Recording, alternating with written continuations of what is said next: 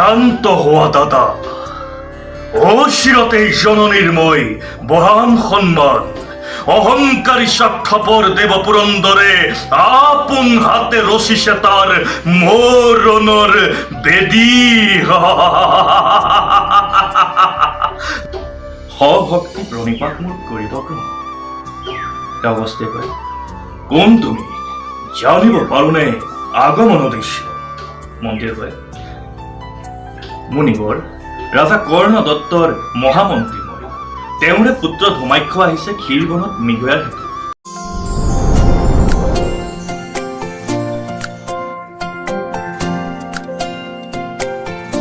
নমস্কাৰ ৰাইজসকল, এটা নতুন ভিডিঅ'লৈ আপোনালোক সকলোকে স্বাগতম জনাইছোঁ।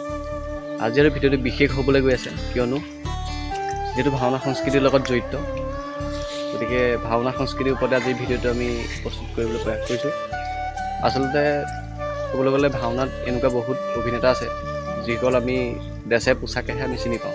গতিকে সেই ড্ৰেছ পোছাকৰ আঁৰত থকা সেই প্ৰকৃত চেহেৰাটো আমি আজি চাবলৈ আহিলোঁ। গতিকে তেনেকুৱাই আৰু আমি আজি উপস্থিত হৈছোঁ যোৰহাটৰ নপুমা গাঁৱৰ শ্ৰী সাধন শৰ্মা দাৰ ঘৰত। গতিকে আমি ঘৰলৈ সোমাবলৈ চেষ্টা কৰিম আৰু তেখেতৰ আজি আচলতে তেখেতৰ লাইফষ্টাইলনো কেনেকুৱা, তেখেতৰ বৃত্তি কি, বহুতো কথা সুধিবলৈ বাকী আছে। তেওঁ আচলতে ভাওনা জগতলৈ কেতিয়াৰ পৰা ষ্টাৰ্ট কৰিলে, গতিকে আৰু চাই থাকক ভিডিঅ'টো, ভাল পাব। ইতিমধ্যে আমি সাধন শৰ্মাদাৰ আমি ঘৰ বাসগৃহ পালোহি আজি, গতিকে সবিশেষ দেখাবলৈ আমি গৈ আছোঁ ভিতৰলৈ। গতিকে ভিডিঅ'টো চাই থাকক।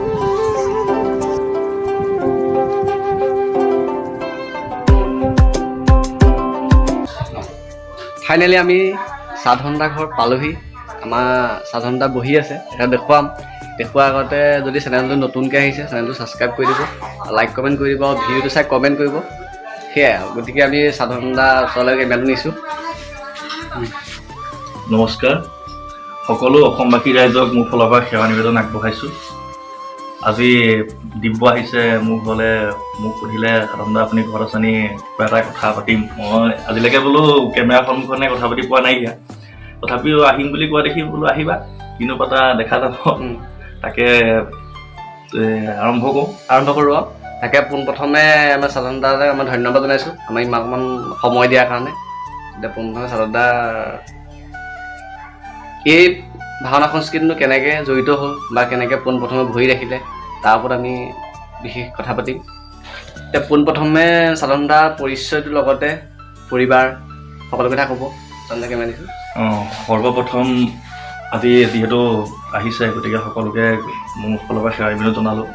আৰু নাম মোৰ সাধন শৰ্মা, ঘৰ মোৰ হৈছে যোৰহাট বালিগাঁও অঞ্চলৰ নপুমা গাঁৱত। আৰু মোৰ ঘৰত মানে দেউতা, মা আৰু মোৰ ৱাইফ আছে।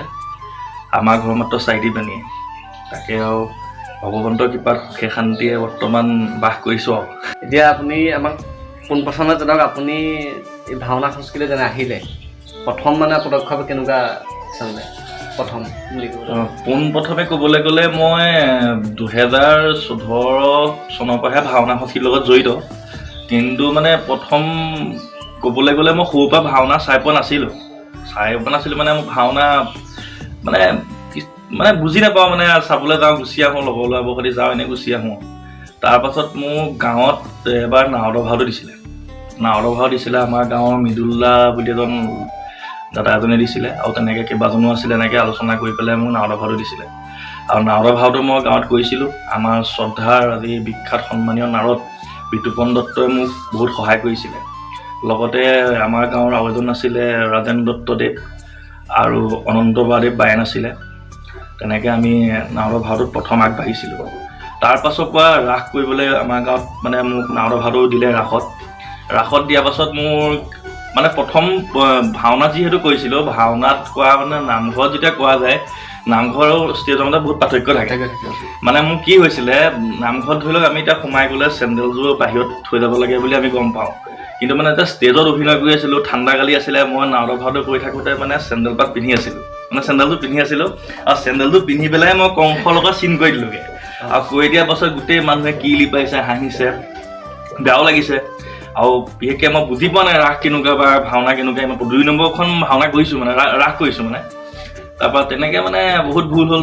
গোটেইখনতে মোক ঠলালে যে নপুমাত চেণ্ডেলৰ নাৱত আজিৰ যুগত হোৱাটো মানে বহুত ভাইৰেল হৈ গ'লহেঁতেন ভাইৰেল কিন্তু তেতিয়া ইমান ছ'চিয়েল মিডিয়া মানে সমাদৰ লাভ কৰা নাছিলে তাৰপৰা মই তেতিয়া নাৱৰ ভাওটো মই বাদ দি দিলোঁ বাদ দিয়াৰ পিছত আৰু এবাৰ কৰিলোঁ কাৰণ তাৰপৰা মই নাৱৰ ভাওটো বাদ দি দিলোঁ আৰু ভাওনা মই নকৰাই হ'লোঁ আৰু কৰ্ম জীৱনৰ কাৰণেও মই কৰিবলৈ অকণ দিগদাৰ হৈছিলে মোৰ এতিয়া আপুনি এটা বিশেষ কথা সুধিম আপোনাৰ এনেই বৃত্তি আপোনাৰ লাইফষ্টাইল আপোনাৰ লাইফষ্টাইল মানে মই বৰ্তমান যোৰহাট ৰজামৈদামৰ বৰুৱা ব্ৰাছত কাম কৰোঁ ITC আণ্ডাৰত মই এতিয়া বৰ্তমান চিপছৰ মাৰ্কেটিং কৰি আছোঁ মোৰ মানে আপোনাৰ কাম হৈছে মাৰ্কেটিঙৰ মানে দোকানে দোকানে চিপছ আৰু বিস্কুট দিয়া তেনেকৈ সেই বৰুৱা ব্ৰাছৰ পৰা সকলো কৰ্মচাৰী তথা আমাৰ শ্ৰদ্ধাৰ আমাৰ মানে বৰুৱা ব্ৰাছৰ যোনজন মানে আমাৰ অধিকাৰী সকলো ফালৰ পৰা মই সুবিধাও পাইছোঁ আজি মোৰ ভাওনা এখন থাকিলেও তেওঁলোকে বহুত সুবিধা দিয়ে আজি আমাৰ গুদামত থকা লগৰ সকলোৱে মোক ছাপোৰ্ট কৰে আৰু তেনেকৈয়ে ভাওনা সমিতিৰ লগত জড়িত হৈ পৰিছোঁ আৰু এতিয়া মই আগতকৈ বিশেষকৈ সময় অকণো পাইছোঁ কৰিবলৈ গতিকে সকলোকে মই ধন্যবাদ জনাইছোঁ বৰুৱা ব্ৰাছৰ কৰ্মচাৰীলে দেই এতিয়া আপুনি সেই সময়টো কেনেকৈ মিলায় এটা ডিউটি আকৌ ভাওনা খোৱা এইখিনি কেনেকৈ মিলায় ডিউটি মোৰ 8:30 বজাৰ পৰা 5:30 6টালৈকে হয় তাৰপাছত ডিউটিৰ পৰা আহি পেলাই মই ভাওনা অফাৰ কৰিবলৈ যাব পাৰোঁ আৰু ভাওনা কৰিবলৈ যাওঁ আগতে মই ডিউটি কৰি পেলাই মানে ভাওনা কৰি পেলাই মানে ডিউটি কৰি পেলাই অকণ দিগদাৰ হৈ যায় মাজতে খুব কাম ক্ষতি হৈছিলে কিন্তু আজিকালি মানে কৰি অভ্যাসত পৰিণত হ'ল আৰু ভাওনা কৰিলেও নহ'ব নিজৰ কৰ্ম সংস্থাপনটো ভালকৈ ৰাখিব লাগিব সেইকাৰণে ডিউটি কৰি পেলাইও মই ভাওনা কৰিছোঁ আৰু ভাওনা কৰি আহিও ডিউটি কৰিছোঁ ৰাতিপুৱা এতিয়া টোপনি ক্ষতিটো কি কৰে টোপনি ক্ষতিটো মই 4টা বজাত পালেহি মই বৰ্তমান বিশেষকৈ টোপনি ক্ষতি কৰিবলৈ বুলি ক'লে মই মানে ৰাতি ভাওনা কৰিবলৈ যাম মোৰ লগত 2জন বা 1জন মই কোনোবা লৈ যাওঁ আৰু বিশেষকৈ এইবিলাক ক্ষেত্ৰত মানে মোক সহায় কৰে মোক মানে বন্ধু গাঁৱৰ এজন পৰাগ বুলি কয় অনি আৰু মোৰ ভাইটি এটা আছে কলীয়া আমাৰ গাঁৱৰ এহেইকেইটা মানে মোক বহুত সহায় কৰে কাৰণ মানে মোৰ ৰাতি ভাওনা কৰিবলৈ ঘৰলৈ আহোঁতে অকণ ভয় লাগে মানে মোৰ ভয় বোলা বস্তুটো অকণ বেছি পাইছে হয়তো বেছি আৰু মোক ঘৰৰ মুখত থৈ যাবহি লাগিব মানে মই নহ'লে নাযাওঁ মানে এনেকুৱা ধৰণৰ হয় সেইকাৰণে তাহাঁতক লৈ যাওঁ আৰু কেতিয়াবা ইমাৰ্জেঞ্চি ভাওনা এখন হ'লে লগতে কথা পাতি মেলি ৰাতি পুৱাই দিওঁ ঘৰলৈ গুচি আহোঁ আজিলৈকে ক'ৰবাত এনেকৈ কম্পিটিশ্যন বা এনেকুৱা আপুনি প্ৰিয় চৰিত্ৰ বা কিমান কেইটা ভাও কৰিলে আপুনি বৰ্তমান ভাও খুব বেছি কোৱা নাই এতিয়া কমেই কৰিছোঁ আৰু ভাওনাৰ ক্ষেত্ৰত মানে বাহিৰত প্ৰথম ভাও গাইছিলোঁ মই আমাৰ ঘৰৰ কাষৰে গণপতিকা গাঁও মানে নাওদৰ ভাওটো পোৱাৰ পাছত তাত গাইছিলোঁ মই ৰুক্মিণীহৰণৰ সুৰভি আৰু সুৰভি পোৱাৰ পাছত মই বেলেগত ভাওনা কৰা নাছিলোঁ তাৰপাছত দুদিনমানৰ পাছত আমাৰ গাঁৱত কুলাচলম কিলা বুলি ভাওনাখন পাতিছিলে কুলাচলম কিলা ভাওনাখনত মোক অগস্তি ভাওটো দিয়া হৈছিলে আৰু ভাওভাগ মই কৰি এনেকুৱাই ভাল পালোঁ ইমান এটা আমেজ পালোঁ আমেজটো পোৱাৰ পাছত মোক বেলেগতো 2খন গাঁৱত মাতিছিলে মই কৰিলোঁগৈ কৰাৰ পাছত মোৰ কম্পিটিশ্যন বুলি ক'বলৈ গ'লে মোৰ শ্ৰদ্ধাৰ মানে মোৰ নিজৰ বন্ধু তথা সখা গৌতম শৰ্মাই মোক আমাৰ গণশতিকা মানে বালিগাঁৱৰ দীপাংক বৰাৰ পৰিচালনাত ৰামধেনু সাংস্কৃতিক গোষ্ঠীৰ পৰা কুলাচলম কিলাপ নাটখনৰ মই অগস্তি কৰিবলৈ স্থান পাইছিলোঁ কম্পিটিশ্যনৰ ক্ষেত্ৰত তেনেকৈ 3খন 4খন কম্পিটিশ্যন কৰিলোঁ তেওঁলোকৰ সৈতে তাৰপৰা তেনেকৈ মোৰ নিজৰ ভাও মানে কম্পিটিশ্যন মানে বাহিৰৰ জগতখন অকণ পাতনি মেলিছিলোঁ এতিয়া প্ৰিয় চৰিত্ৰ বুলি ক'লে মানে আমাৰ অগস্তি হ'ব মানে প্ৰিয় চৰিত্ৰ মোৰ অগস্তি আৰু মানে মই হিৰণাক্ষও কৰিছোঁ মৎস্যবতাত হৰদৈত্যও গাইছোঁ কিন্তু মই অগস্তি ভাওটো মানে মোৰ বহুত ভাল লাগে মানে মই কৰি ভাল পাওঁ গতিকে আমি যদি সেইটো আপোনাৰো প্ৰিয় চৰিত্ৰ তেতিয়া আমাৰো প্ৰিয় চৰিত্ৰ হ'ল আমি তাৰ এটা ডাইলগ আমি শুনিবলৈ চেষ্টা কৰিম আপুনি যদি শুনায় অগস্তি ভাওভাগৰ মোৰ প্ৰিয় চৰিত্ৰ হৈছে প্ৰিয় চৰিত্ৰ আৰু প্ৰিয় চৰিত্ৰৰ মোৰ প্ৰিয় সংলাপটো হৈছে মাক্ষৰ মানে মন্ত্ৰী মানে অগস্তিৰ ওচৰলৈ আহে আশ্ৰমলৈ আহাৰ বিচাৰি মন্ত্ৰীয়ে কয় মুনিবৰ সভক্তি প্ৰণিপাত মোৰ কৰিব গ্ৰহণ তেওঁ অগস্তিয়ে কয় কোন তুমি জানিব পাৰোঁনে আগমন উদ্দেশ্য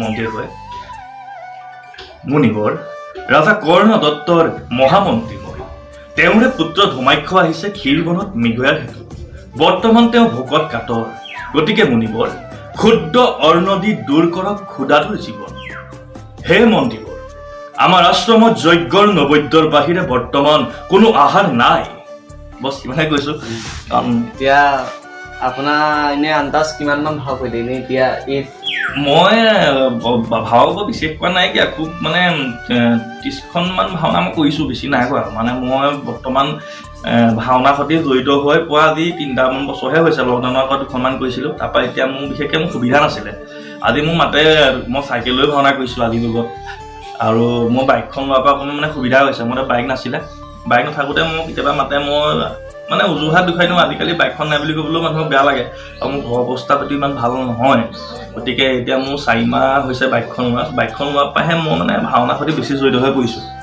সুধিব বিচাৰিছোঁ আপুনি এনেই এতিয়ালৈকে যিমানখিনি চেষ্টা কৰি আছে ভাওৰ ওপৰত হয় কাৰোবাক গুৰু হিচাপে মানি কৰিছেনে নাই এনেই নিজে মানে চেষ্টা কৰিছে মোৰ গুৰু বুলি ক'বলৈ মই সকলোৱে গুৰু আজি মোতকৈ যদি কোনোবা তলখাপৰ বা সৰু মানে বয়সত কম থকা ল'ৰা এটা যদিও মানে ভাও কৰে তাৰ ভাওটো যদি মোৰ কিবা এটা অকণ ভাল লাগে মই সেইটো মানে নিজে কৰিবলৈ চেষ্টা কৰোঁ আৰু ভাওনা সংস্কৃতিৰ ক্ষেত্ৰত মই সকলোকে মানো আজি আমাৰ শ্ৰদ্ধা তিলক বৰা ছাৰ আপোনাৰ অশোক শইকীয়াদেৱ আমাৰ দীপেন দত্ত ডাঙৰীয়া মহেশ বৰাদেৱ সকলো তেনেকুৱা তিলোচন দা পীযুষ দা আজি যিমানখিনি যোৰহাটৰ শিল্পী আছে বা বাহিৰৰ শিল্পী আছে সকলোকে অনুসৰণ কৰি পেলাই চেষ্টা কৰোঁ কৰিবলৈ আৰু বিশেষকৈ মই ভাওনা খুব চাওঁ আজি মই ভাওনা নাথাকিলেও আজি শনিবাৰ এটা থাকিলে মোৰ দেওবাৰ দিনাখন বন্ধ থাকে মই ভাওনা খুব চাওঁ চাই মেলি পেলাই তেনেকৈ মই ভাওনাবিলাক কৰিবলৈ আগবাঢ়িছোঁ আৰু মোক বিশেষকৈ মোক অভিনয়ৰ ক্ষেত্ৰত সহায় কৰিছিলে আমাৰ দীপাংকৰ MD প্ৰথম আৰু 2 নম্বৰ আৰু অলপ মোক সহায় কৰিছে মানে অভিনয়ৰ ক্ষেত্ৰত আমাৰ নৱ শৰ্মাদেৱ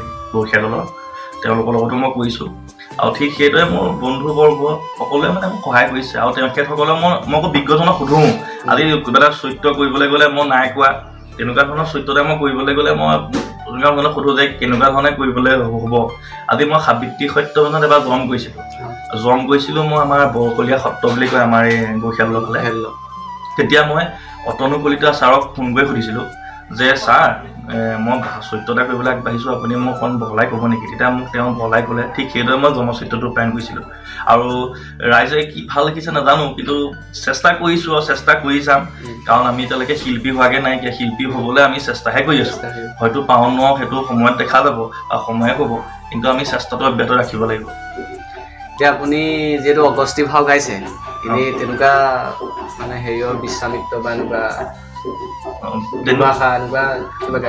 দুৰ্বাসা ভাওভাগ মই গাইছিলোঁ আমাৰ গাঁৱতে গাইছিলোঁ ৰত্নাকম ক্লাবত কৰিছিলোঁ আৰু বিশ্বামিত্ৰ ভাওভাগ মই নাই কোৱা কিন্তু কৰিবলৈ হেঁপাহ এটা আছে হেঁপাহটো আছে আৰু সেইকাৰণে কৰিম বাৰু ভাল হ'ব যদি ভগৱন্তই ভালে কুশলে মিলাই বা কৰিবলৈ সুযোগ পাওঁ নিশ্চয় কৰিম মানে আশা আছে এতিয়া আমি শুনিলোঁ এতিয়া আৰু এটা বস্তু আমাৰ শুনিবলৈ মন গৈছে হিৰণ্যাক্ষ বা কশিপ আপুনি চৰিত্ৰটো কৰিছোঁ তাৰ আজি সৰু সংলাপ আপুনি যদি শুনাই ভাল পাম ঠিক আছে হিৰণ্যাক্ষ চৰিত্ৰভাগ কালি মই কৰিছিলোঁ আমাৰ বেকাদান ভাওনা কম্পিটিশ্যনত নৱদ্বীপ সাংস্কৃতিক গোষ্ঠী কাকজানৰ ফালৰ পৰা তাত কৰিলোঁ কষ্টও পাইছোঁ অলপ মানে চাউণ্ডৰ ফালৰ পৰা কষ্ট পাইছোঁ কৰি তথাপি মই সংলাপ ভাগ ক'বলৈ চেষ্টা কৰিছোঁ ক্ষান্ত হোৱা দাদা অচিৰতেই জননীৰ মই বহাম সন্মান অহংকাৰী স্বাৰ্থপৰ দেৱ পুৰন্দৰে আপোন হাতে ৰচিছে তাৰ মৰণৰ বেদী নাগ নৰ যক্ষ ৰক্ষ আকাশ পাতাল ধ্বংস কৰি মই এক নিমিষতে ধ্বংস কৰি মই স্বৰ্গমত্য বিশাল বিশ্বক নতুন সৃষ্টিৰ দাদা মই মেলিম পাতনি মহাকাল তুৰন্তে সজোৱা দানৱৰ বিপুল সৈন্য বাহিনী প্ৰথমে স্বৰ্গ জয় কৰি ভৰিৰে মোহাৰি অদিতিৰ অসাৰ দৰ্পক যম ৰজাৰ যমদণ্ড হাতে তুলি লৈ ধ্বংস কৰি এফালৰ পৰা দেৱ সৈন্য আজি কৰিম স্বৰ্গ ধন্যবাদ চেষ্টা কৰিলো কিন্তু কিমান শুদ্ধ হৈছে নাজানো চেষ্টাহে কৰিছো এতিয়া এটা কথা সুধিব বিচাৰিম আপোনাৰ প্ৰথম গাঁৱত ভাও কৰি আছে গাঁৱত কৰিছিলো হয় অকণমান গাঁৱৰ পৰা বাহিৰলৈ উলিয়াই দিবলৈ কোনে প্ৰচেষ্টা কৰিছিলে আপুনি এনেই গাঁৱৰ পৰা বাহিৰলৈ উলিয়াবলৈ বুলি ক'লে প্ৰথম মই নাম ল'ব লাগিব মোৰ বন্ধু তথা এজন বায়ন আমাৰ গাঁৱৰে বিক্ৰম দত্ত জ্ঞান বুলি ক'লে চবেই চিনি পায় বিক্ৰম দত্তই মোক বহুত সহায় কৰিছে আজি পৰ্যন্ত কৰি আছে মই নাই কৰা বুলি নকওঁ বহুত সহায় কৰিছে আৰু মই তেওঁৰ পৰা বহুত মানে ৰাইজৰ মানে মোক দেখিবলৈ পাইছোঁ বা 10জন মানুহে মোক তেওঁৰ কাৰণে হয়তো চিনি পাব লৈছে সেইকাৰণে বিক্ৰম দত্তক মোৰ ফালৰ পৰা মই একদম প্ৰণাম জনাইছোঁ বহুত সহায় কৰিছে এতিয়া এটা কথা ভাবিছোঁ আপুনি এতিয়া যিটো উঠি অহা নতুন প্ৰজন্ম সেই প্ৰজন্মক এই ভাওনা সংস্কৃতিৰ বিষয়ে কিবা ক'ব নেকি আপোনাৰ অভিজ্ঞতা ফালৰ পৰা আপুনি যি পায় কিবা ক'ব নেকি নতুন প্ৰজন্ম বুলি ক'লে ময়ো কৈছোঁ আৰু ময়ো উঠি আহিছোঁ বৰ্তমান সংস্কৃতিৰ জখলাত বগাবলৈ চেষ্টা কৰিছোঁ, জখলাত বগাব পৰা নাইকিয়া। তথাপিও মই নতুন প্ৰজন্মক এটা কথাই কওঁ, ভাওনাক ভাওনা হৈ থাকিব দিব লাগে। আৰু ভাওনাক বিকৃত ৰূপত প্ৰদৰ্শন কৰা আমি দেখিছোঁ, আজি বহুত আমি ছ'চিয়েল মিডিয়াতো পাইছোঁ। সেইবিলাক কৰাটো মই প্ৰযোজ্য বুলি নাভাবোঁ, এইটো বেয়া কাম কৰিছে। আৰু তেনেকুৱা কামবিলাক কৰি পেলাই আমাৰ সংস্কৃতিটো ধ্বংস পথলৈ ঠেলি দিয়াটো উচিত হোৱা নাইকিয়া। কাৰণ সংস্কৃতি যদি ৰক্ষা কৰিব নোৱাৰে তেনেকুৱা ধৰণৰ কাম কিছুমান কৰি একো লাভ নাই। আৰু বিশেষকৈ ভাওনা সংস্কৃতি নতুন প্ৰজন্মসকলক এটা কথাই কওঁ, জীৱনত কেতিয়াও নোৱাৰিম বুলি নাভাবিব। আৰু আপোনাক বেক ফালৰ পৰা বহুতে আপোনাক খুচৰি দিবলৈ চেষ্টা কৰিব, ডাউন দিবলৈ চেষ্টা কৰিব, কিন্তু সেইবিলাক আপুনি একো মানে কাণ্ডজ্ঞান নকৰি আপুনি নিজৰ সিদ্ধান্তত উপনীত হোৱাটোৱে মই সফল বুলি ভাবোঁ। আৰু এটা কথা থাকিবই, আপোনাৰ বিপক্ষবাদী নাথাকিলে যোনজন পৰীক্ষ মানে সপক্ষবাদীজন আগবাঢ়িবলৈ অলপ অসুবিধাও হয়। আজি মোৰ কথাও বহুতে পাতে বা পাতিব, আৰু বেলেগৰ কথাও পাতে, তেনেকৈ মোৰ কথা পাতিছে বুলিয়ে মই কোৱা নাইকিয়া, পাতে। মই কিন্তু সেইবিলাক কাণ্ডজ্ঞান নাই কোৱা, মই সেইটো অনুভৱ নাই কৰা, মই এইটো কাৰণে নাই কোৱা। মই এইটো বুলি ভাবোঁ যে তেওঁ মোৰ বিষয়ে পাতিছে, মোক এডভাৰটাইজ কৰিছে, আৰু মোৰ নামটো লৈ যে পাতিছে, ভাবোঁ যে দিনটো 12 ঘণ্টা সময়ৰ ভিতৰত মোৰ কথা যে অকণমান ভাবিবলৈ চেষ্টা কৰিছে, মই নিজকে মানে বহুত ধন্য বুলি ভাবোঁ। পাতিলেও মানে ইমান হেৰি নকৰোঁ মানে, আৰু পাতিছে পাতক কোনোবাই। আৰু গতিকে সেয়াই ক'লোঁ। আৰু নৱপ্ৰজন্মক ক'লোঁ, ভাওনা সংস্কৃতিটো বিশ্ব দৰবাৰত প্ৰতিষ্ঠা কৰিবৰ বাবে সকলোৱে সহায় হাত থাকিব। ঠিক সেইদৰে সকলোকে মই এটা কথাই ক'লোঁ, ভাওনা হৈ থাকিবলৈ দিওঁ। এতিয়া ভাওনা এতিয়া আছেনে পেণ্ডিং আকৌ আগত? ভাওনা বুলিবলৈ মোৰ এতিয়া আছে কেইখনমান। ৰাস এখনৰ কথা মুখতে পাতিছিলে এজনে। ৰাসখনৰ কথা মই মানে তেওঁক ক'লোঁ যে আজিলৈকে মই ৰাস কৰি পোৱা নাইকিয়া। ৰাসত কংস চৰিত্ৰটো কৰিবলৈ গৈছিলে। মই বোলো হ'ব, আপুনি যদি মোক শিকাই মেলি দিব পাৰে তেতিয়া মই কৰিমগৈ। আৰু বিশেষকৈ এতিয়া যোজা চলি আছে, ৰাসখনৰ কথা মোৰ চেনিজানৰ সৈতে পাতিছিলে। তাৰপৰা আমাৰ গাঁৱতো এইবাৰ পাতিব বুলি কোৱা শুনিছোঁ। তাৰপাছত ৰাজতীয়াত ভাওনা আছে। ৰাজতীয়া বুলি কওঁতে এটা কথা কওঁ, মই ৰাজতীয়া গাঁওখনত প্ৰথম হিৰণাক্ষ ভাওভাগ মই গাইছোঁ। আৰু ৰাজতীয়া ৰাইজে মানে মোক ইমানে মানে ভাল পালে, ইমানে উৎসাহ দিলে, আজি সেইকাৰণে আজি মই হিৰণাক্ষ ভাওটো 5-6 বাৰ হ'লেও কৰিবলৈ পাইছোঁ। মই ৰাজতীয়াবাসী ৰাইজক মোৰ ফালৰ পৰা এতিয়াও মই সশ্ৰদ্ধা প্ৰণাম জনাইছোঁ সেইখন সুযোগ দিয়াৰ বাবে। আৰু ভৱিষ্যতেও মানে মোক বিচাৰিছে। এইবাৰ আকৌ 5 তাৰিখে ভাওনা এখন আছে, মোক কৈছে বোলে তুমি ভাওনা গাব লাগিব। ৰাজতীয়াত মোৰ মানে ভাওনাৰ ক্ষেত্ৰত মই বহুত ভাল পাওঁ, আৰু মোক বহুত সহায় কৰিছে দেই, মিছাটো কৈ লাভ নাই।